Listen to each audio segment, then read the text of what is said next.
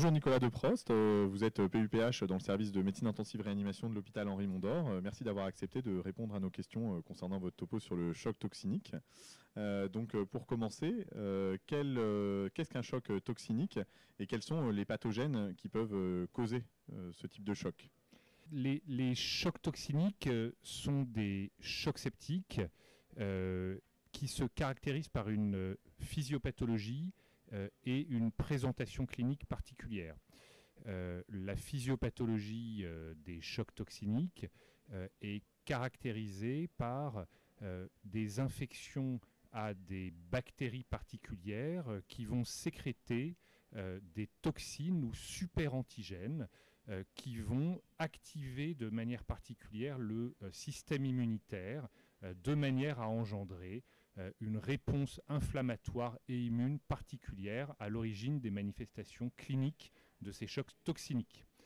Les agents infectieux les plus fréquemment incriminés sont le staphylocoque doré qui exprime dans plus de 90% des cas la toxine TSST1 et le streptocoque du groupe A. Concernant les définitions cliniques des chocs toxiniques, elles sont bien répertoriées, avec notamment une définition du Center for Disease Control pour le choc toxinique staphylococcique. Et il y a également une définition publiée dans le JAMA en 93 pour le choc toxinique streptococcique, avec à la fois des critères microbiologiques, des critères cliniques, et en fonction de la présence de critères cliniques et microbiologiques, on peut catégoriser le choc toxinique comme probable ou certain, mais ce sont surtout des critères diagnostiques qui ont un intérêt épidémiologique, et en réalité le diagnostic est clinique.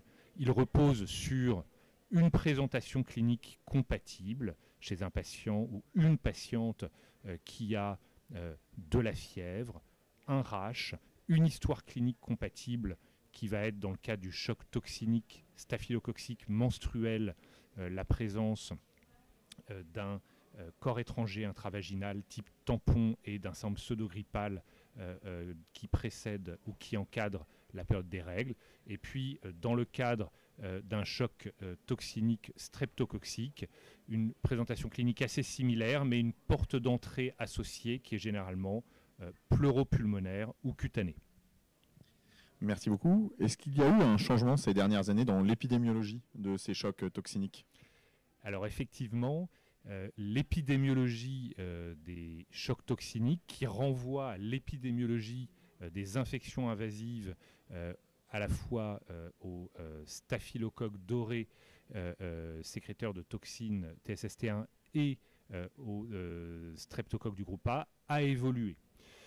Si on commence par l'épidémiologie des chocs toxiniques à staphylocoque doré, et comprend la forme la plus caricaturale que sont les chocs toxiniques menstruels à staphylocoque doré, on a assisté plutôt à une diminution de l'incidence, puisqu'on avait dans les années 80 une incidence de l'ordre de 10 cas pour 100 000 habitants. Et c'est le retrait du marché des tampons qui étaient les plus à risque au début des années 90, l'éducation des patientes qui a permis de faire assez nettement diminuer cette incidence qui est aujourd'hui de 3 cas pour 100 000 habitants par an. Donc une incidence clairement en diminution pour le choc toxinique staphylococcique menstruel. Attention, il existe aussi des cas de choc toxinique staphylococcique non menstruel pour lesquels l'épidémiologie est moins claire. Concernant le choc toxinique streptococcique lié au streptocoque du groupe A, on observe depuis les années post-Covid une augmentation de l'incidence des infections invasives à streptocoque du groupe A, que ce soit chez les enfants ou chez les adultes, qui a été assez bien décrite sur le plan phylogénétique avec l'émergence d'un nouveau linéage de streptocoque du groupe A qui nous vient d'Angleterre avec un linéage qui s'appelle M1 UK qui est responsable d'une augmentation nette de l'incidence des infections invasives et donc des chocs toxiniques à streptocoque du groupe A, avec une virulence qui semble plus importante de ce linéage. Pour finir, est-ce que vous pourriez revenir avec nous sur les spécificités de prise en charge du choc toxinique ? Alors là encore, il faut distinguer peut-être la prise en charge en fonction du type de choc toxinique. Si on commence par le choc toxinique staphylococcique dans sa forme menstruelle, qui est la plus caricaturale, la prise en charge initiale va reposer tout d'abord sur le retrait de tout corps étranger endovaginal, un tampon bien sûr, mais aussi des cups vaginales qui pourraient être en place. On va ensuite, bien évidemment, initier une antibiothérapie probabiliste qui va reposer sur une bêta-lactamine anti-staphylococcique, sachant qu'on ne retrouve jamais de staphylocoque doré résistant à la méticilline dans les formes menstruelles. Et dans les formes non menstruelles, on adaptera la molécule en fonction des facteurs de risque individuels de portage de SARM. Et on combinera éventuellement, voire volontiers, cette bêta-lactamine à de la clindamycine, même si les données sont de faible niveau de preuve. On associera ces mesures à un volet d'éducation des patientes, contre-indication de l'utilisation des tampons. Il n'y a pas de spécificité quant à la prise en charge du choc septique.